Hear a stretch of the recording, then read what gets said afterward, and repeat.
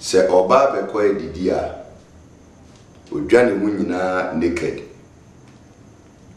naked na ode ahwene no egu nasen opia ode ne physical body no ena eko onya ne body no ewufie iti se onene na dane nyame tumi kan ho a wani betewo no na ne body ni na ho na okọ so what you see body nya ho ode ne body ni ko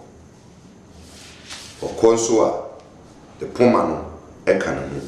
cause eno na odi kum enipa na ansana meba poma no ene ayowa no so no montie first class witch a responsibility a na said say ebusuya apambia family covenant bia no obema na ye adwuma it is a ebusuya bi apam wom na apam ne be ye adwuma the first class witch or wizard and the ma apam no ye adwuma ma memie mu kakra ebia ebusuya no ewom se sikadie ubenya bi but udi emfie be se 40 a esese wu eye ebusuya mu apam enome enti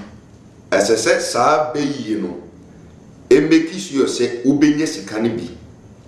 ba wonya di 40 no a owo no empa osu ubegu ebia ebusuya no aware de ema no bekọ aware ba ensese oba ne tena aware su kosi aware ase ekosi ase eye wono first class witch no na sedie se obema saa aware no egu ati komo na se pacho wo mu a efrefre me no ni die mu ameye titinti no montwe asa me wi a pacho ati komo na se enti no esese hunu se ebusuya pambia wo bia no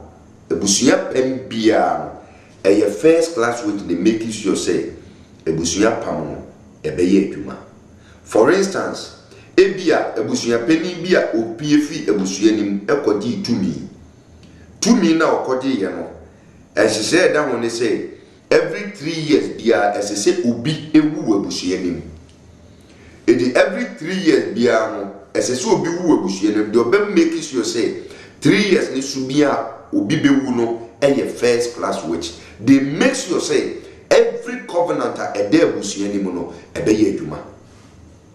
it is a woman ni wa it cannot work it the entire ebusuya bia mu enomi ewum ana apam odem no ekoso ye adwuma is the presence of a witchcraft who is in class 1. So what common I say oh aware de obekọ ema de obewo but esese ne manyina da ne akọwensafo wono no be make sure say enkwada no be wensa ayene dwuma etino they are family covenant keepers se obi kofa ebusuya no me free abonten ba memfa ne so obi akofa bosom bi free abonten e de ababusuya nim and okoje bosom no hye ne say at the end of every 7 years no tini pa at the end of every 7 years no akra miensa ebewu kan ko nhyiam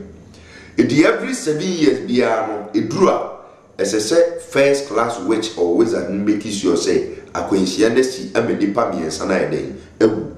ono no be arrange for that automatic eti no se woni nyame a asem ebobo ati komo na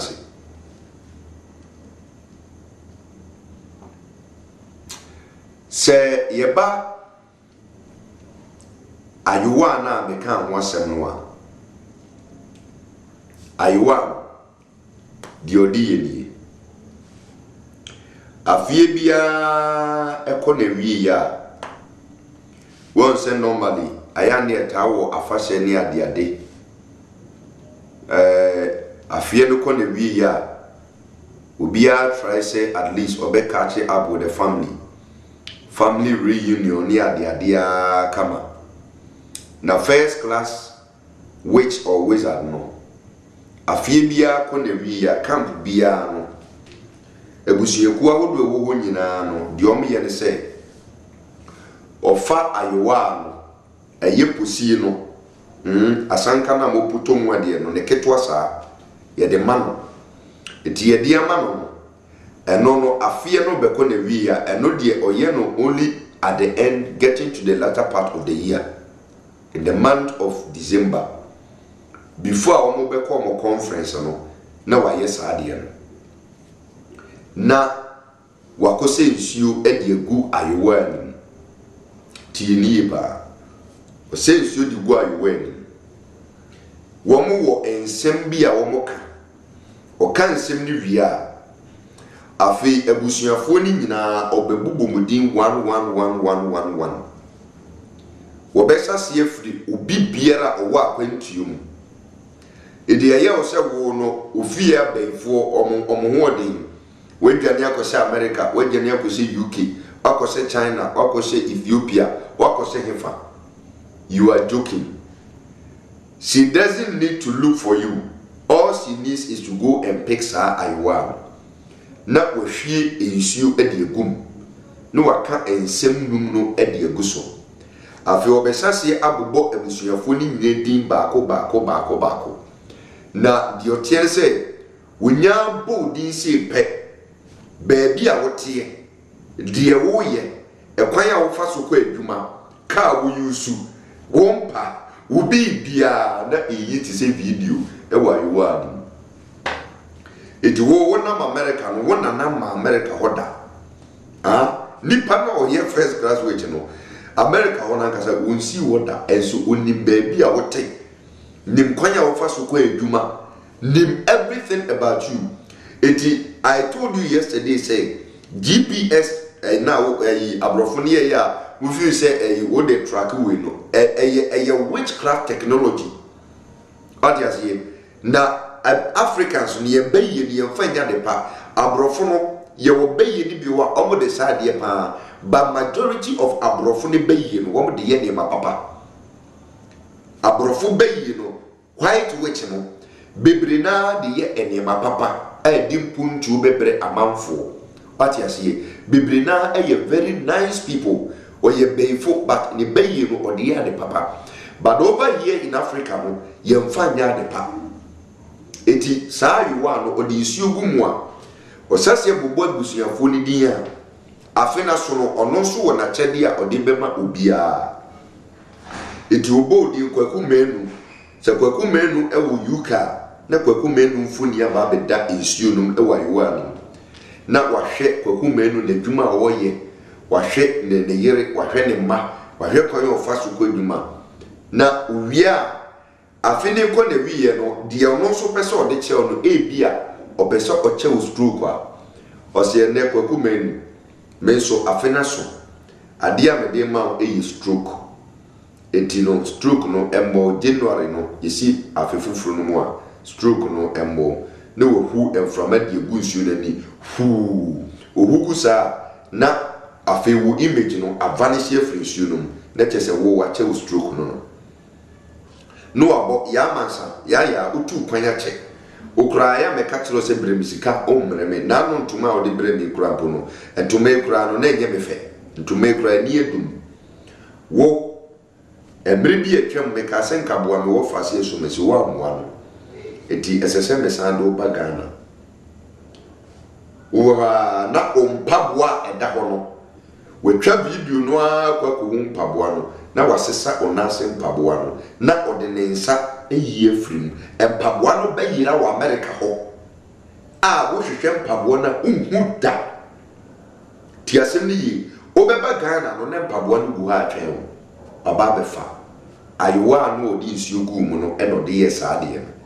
wa trake ade esese no nti we yiw na se mpabwa e no de aba be gu Ghana ha wo ba be gu Ghana ha nso ampara no na mpabwa ni gu ase mpabwa ni neje no de ama ate komunase okay ohwewa ose wo oye a bank manager ewo a good bank ewo United States of America so abusuya fie ma hwɛ ni mu ase nka oba bisi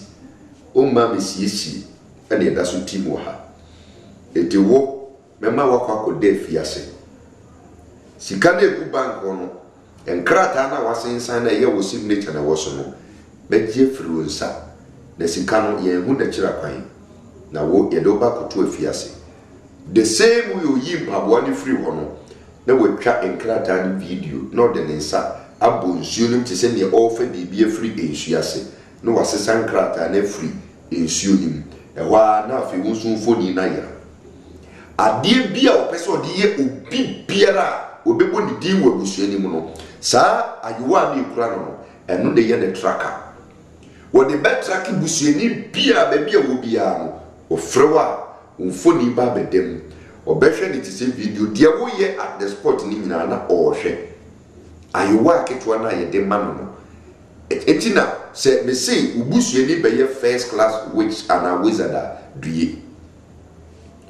na the person di obia or the ayew ewa yewa ni nemu die tie nie se obi wa busue nim na nipa no ne nyame som ye ne mpai bom so ginam otumi ya konchen te said the maka repeatedly over and over and over and over and over na onya bodi a wo se nipa na onya mesom ye no obi o se na ayewa ni mo ye tum wo image emem tedie pa so bi otin ni anani nya mesom ye o hwe ne musu yi obobra papa o ye adweboni free trim o wakomamutie na se nipa no odo nyankopon na oye na sedie se ogidi ni what you see wonya bodi a instead of saying ka won so umfoni beba ayewa ani no aba beda nsuo no no na ayewa ni ma yitum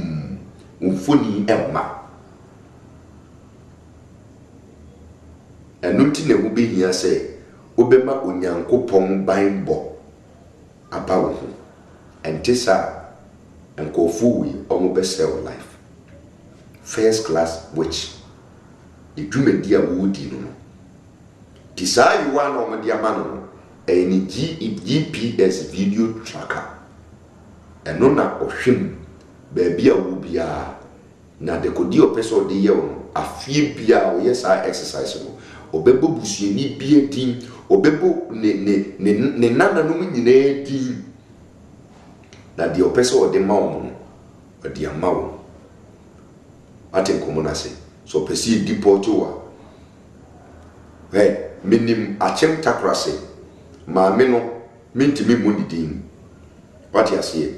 maame no kotam ne ba ne free US edibeto atakrase abontin so sei santan wonim kwa fa so ayewa no a ohwem na ne ba na da eno pija ne mu pija ne free ordinary safensu no tise ne o pija no na ordinaba beto empaso ewo Ghana takrase Miami krom takrase abontin wodini bedru yepe eno say na dwen o mani tise obi a oboda bra asofo bem because abre na ade we see ye no na me meye asofo bem a om deliver mine no na ni ba ne ho so no na samo kan ne say o se oson da na se obi pejam na nipa na nim koye tese ne nana da o kan enu asem ai o kan akosem no na ne na wu a ya deda no a ye kwa akosie no saada mo asofo ebe yi na se a wo mo be yi ewufuso no ena nyame fa wo so e deliver abrantie no atenkomo na se first class witch or wizard eti ade a wo fi say o we die a spiritual ndi wontimi mfa no empaboa no ode nsa fa nsuoma we yimpaboa ne fra America ho e de abegu Ghana watam ni pedua no e de abeto Ghana asai na dwene a onkai se no wa mano ne kura wo ye adwuma bi wo wa mano ne wo busue bi wo ho tam no de ne betu ono akasa ne dem ade achi mani nyane meba wonyane ai afei obi a ote America eye adwuma bobra no de na ba betina takrase asase edo banchifu abrantie na kama satan yefu no ewo o masase ne ntoaso na yefu no wo abo abuja esuo bi wo ye friend abo na ja eti the river banks aboabo ne gya no ehonom na yefu no wo abranchi emusa de bia obeko no odo banchi ase ni nana wo ayewa na odi atam de free America betina takwase abonten se wo medo banchi ase first class. That is how powerful they are, but not powerful on children of God. It is all you be a would you get me na wabrabon ye kind now you're seeing in ya.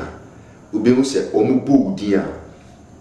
na ayuan moye tum be being what we image no emma. That is a woody yame Bible ye day. Eka on as we yame summon ye dia and the name on a material of your be and one more yen.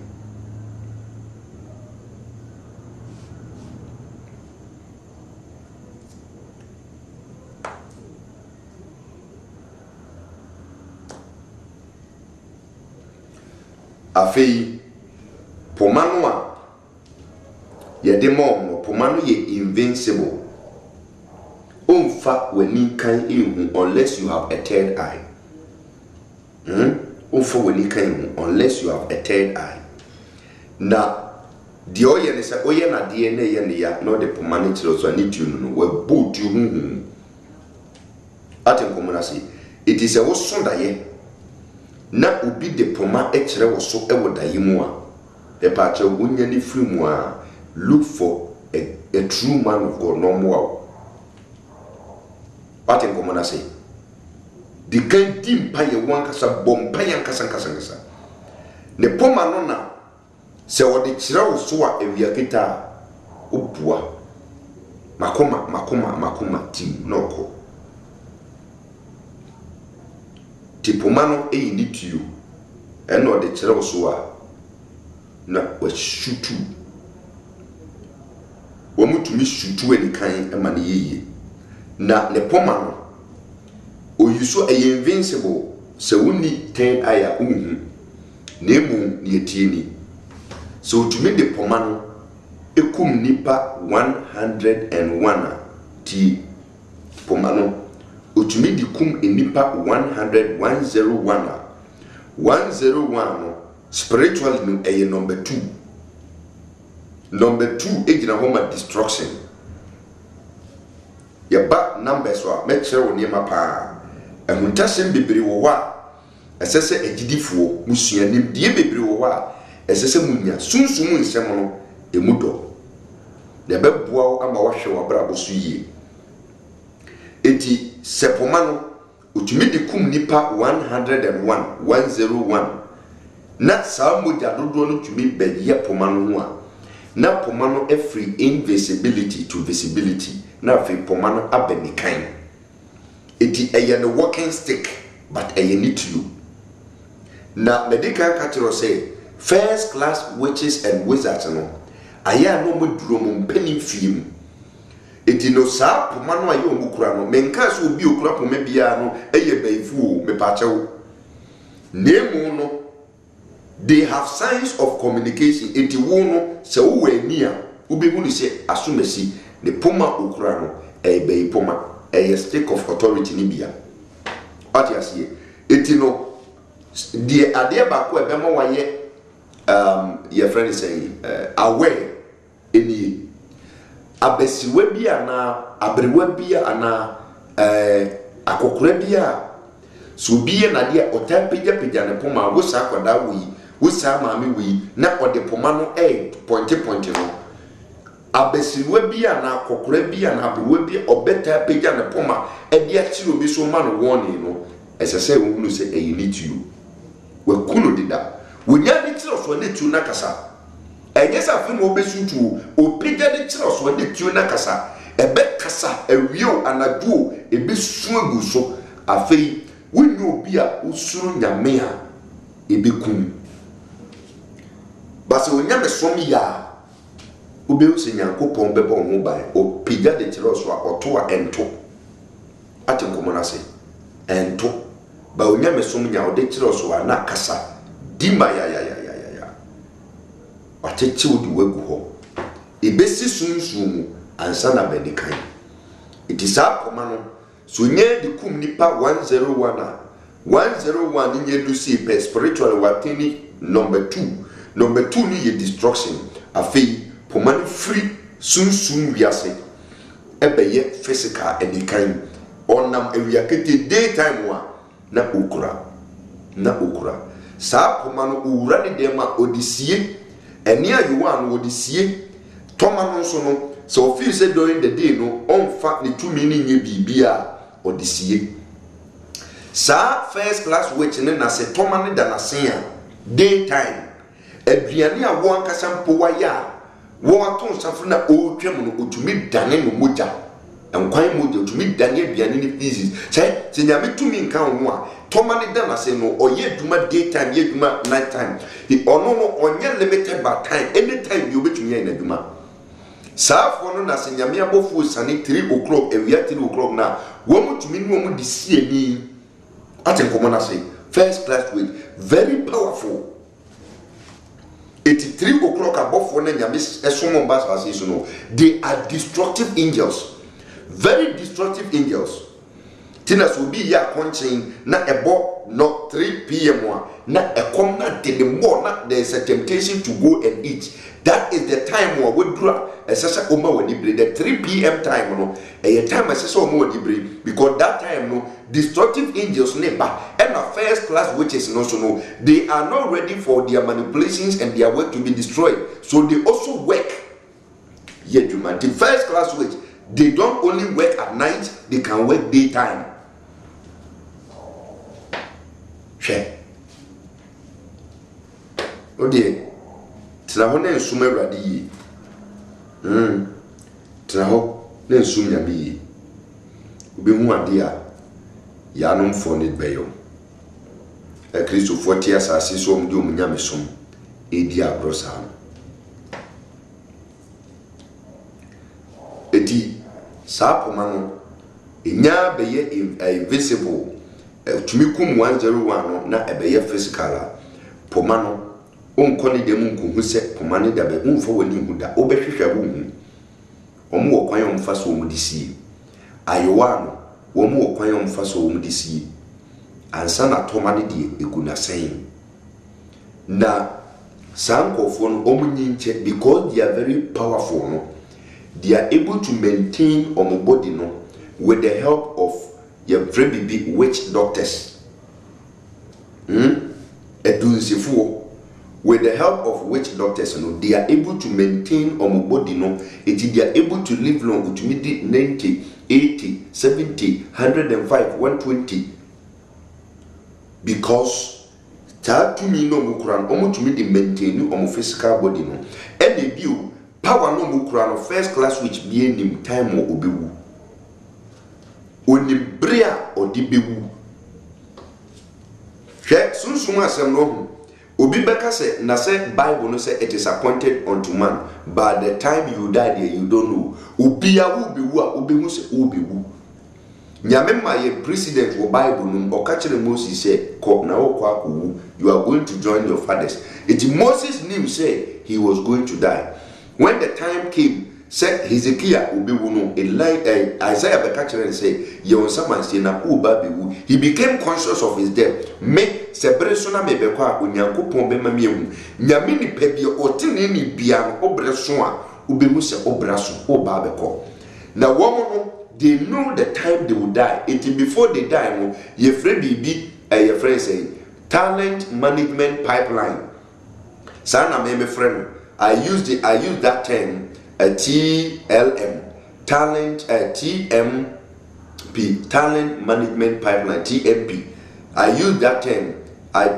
borrowed it from human resources. What you say? The process by which you try to groom somebody to take over the leadership of a business when you are about to face off. Me fan say obi ba be ko pension. What you say? Na oye dwuma mu pani a ese o training subordinate baako a o free wa oba be se nanan. It is a first class witch or wizard.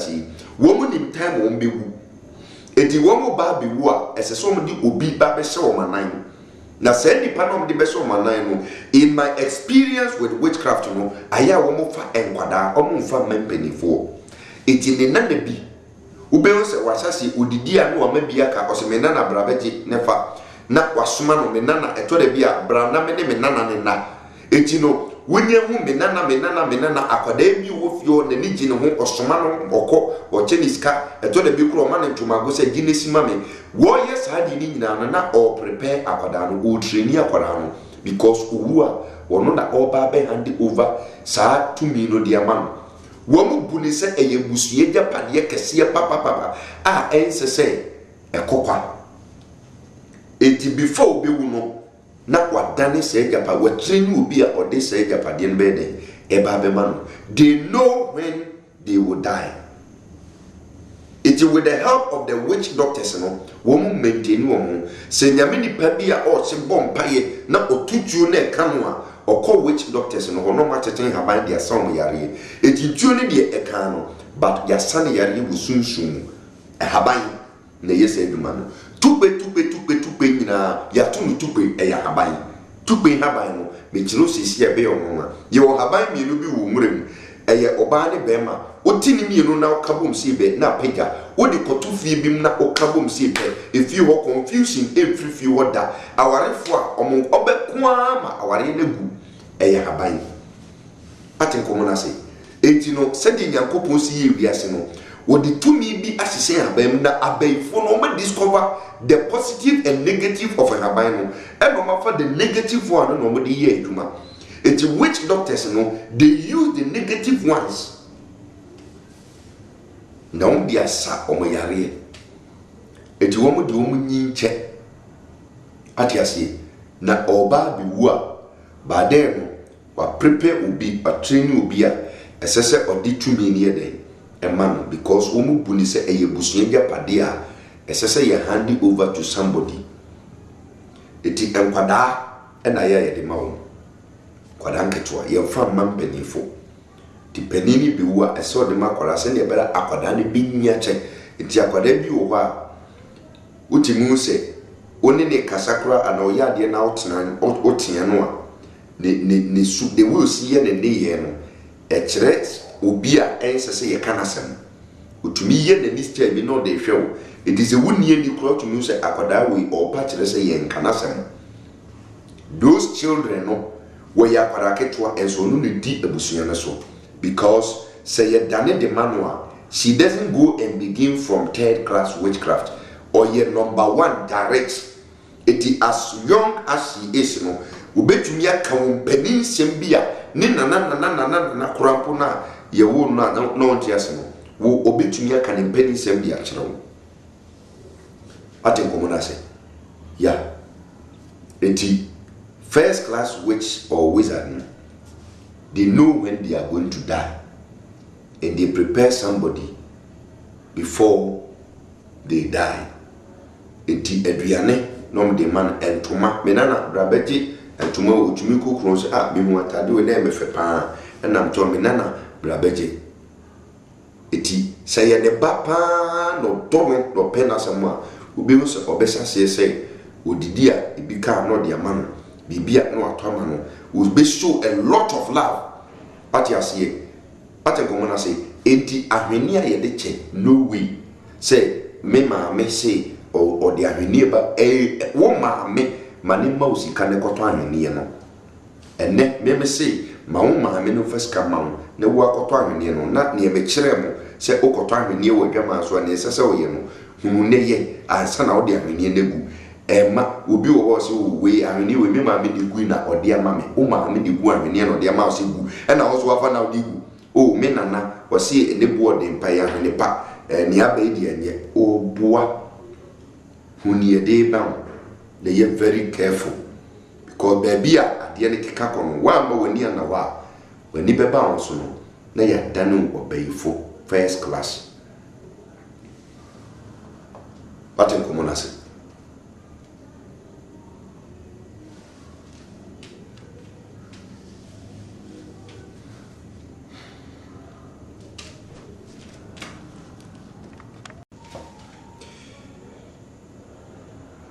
afei se otumi etreni nipa esese ode ne bayi no emano ewia ansana obewu no saa kwada no a o transfer bayi ne dia mano no esese yitwa moja edigu ne nase na se first class which bia eba biwa patoti asemni se first class which bia eba biwa sende beya beyi no betumi agina na ba beye abusua japade nti esese omugba afode ne besi number 4 spiritual number 4 which is stability establishment na enono ombehia enipa mako 49 esese camp bia edi nipa 1 eba no omodija first class which na oba be kono kwan na samoja ni na yetwa edi egu akwada no enase na akwada na ba be ka empanifo na ewo edwabo no ana camp no emu na kwan ya omofa so eye nuni tiniye wemu se osondaye na ensamanfo obi a wowu dida otehunu wo odayim pa wo se nipa no se wamma onan anyintintia ewo mpaibu nwam woni amre a obeto anananom wonse do na first class which no ansana obewu no oyiyi ensamanfo womu a edika wu dida na omanso radie ni no oyi omanim na odoma invite atiasefo ako asamando tiasemni first class which no or the ability said the images of womu a omawu free asase so a omanso onyankopan ni no a womu wo hate no asamando no oyi omanim ede befre atiasefo ekwa asamando eno ne saa daye no a onipa ta asoso na womu edi se edwuma no ye first class which obeyi obi anim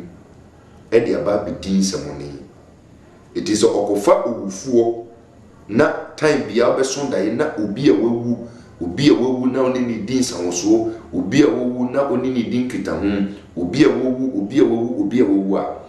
that means there is a first class which in your family check na obewu no esese camp bia edi nipa baako eba eti esese nya enipa mako 49 which will give us spiritual number 4 edi se nipa 49 no camp bia de baako ba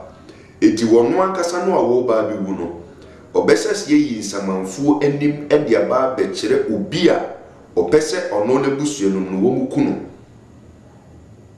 eti demu a wonhu saada ye no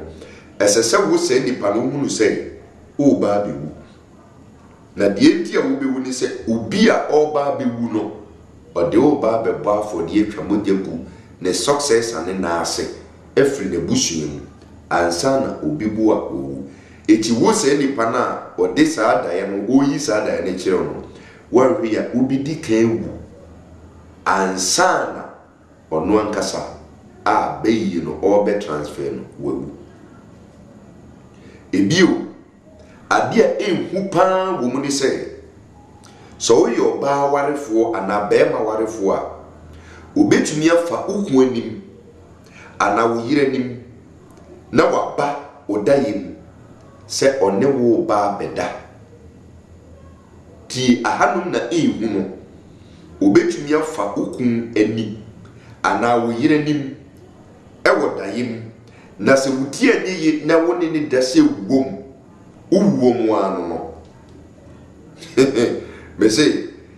sa na ye no koso wia yare ba be bompo frim na sa yare no doctor ni bie no obetumi aso anu because eye sunsumu yare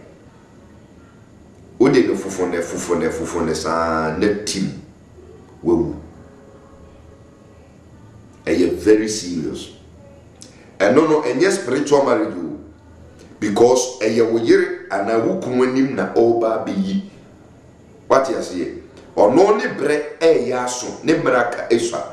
Esese abusua bia out of 49 no esese abusua bia de nipa baako because 49 families no mu nyina ye present wo camp ho wo mu nyina enjoy the service of that first class wage. It is a brenna sona oba bekodia. Every family must bring one sacrifice, one soul. It will no nebusua mu no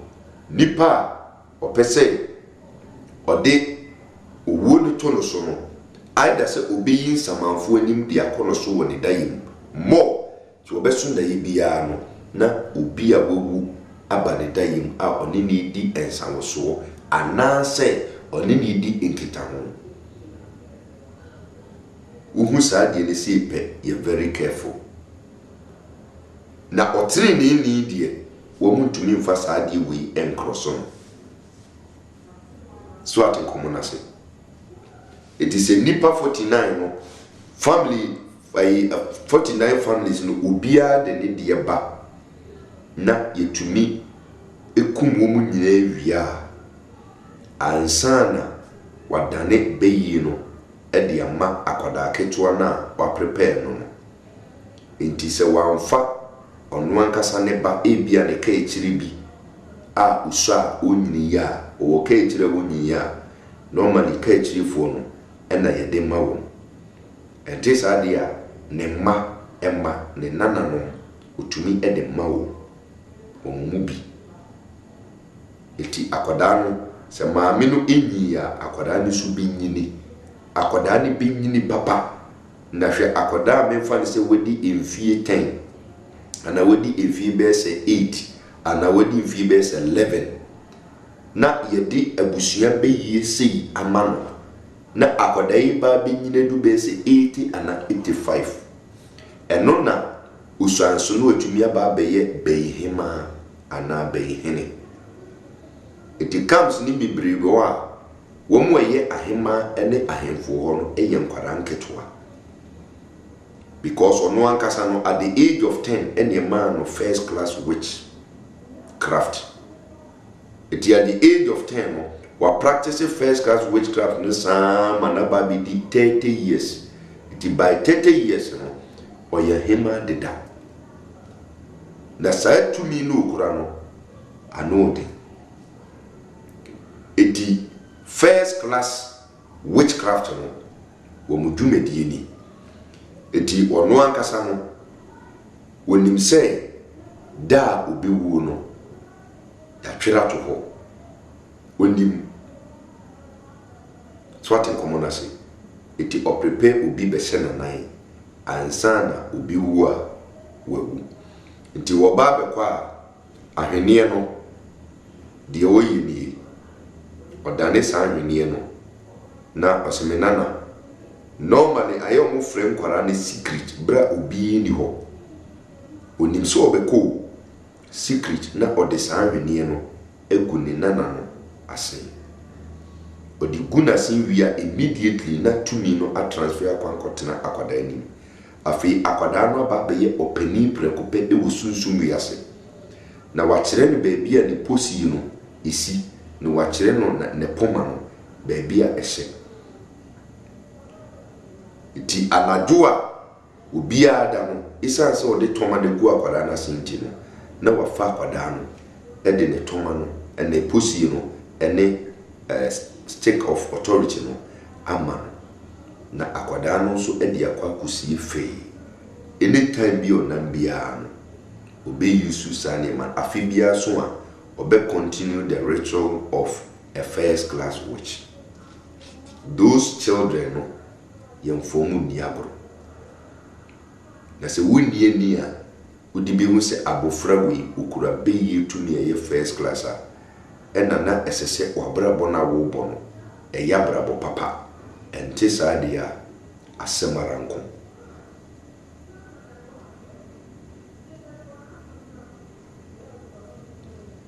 It is a wet year from the beginning ababesi sabria. Third class witch, second class witch, and first class wamuhu and some in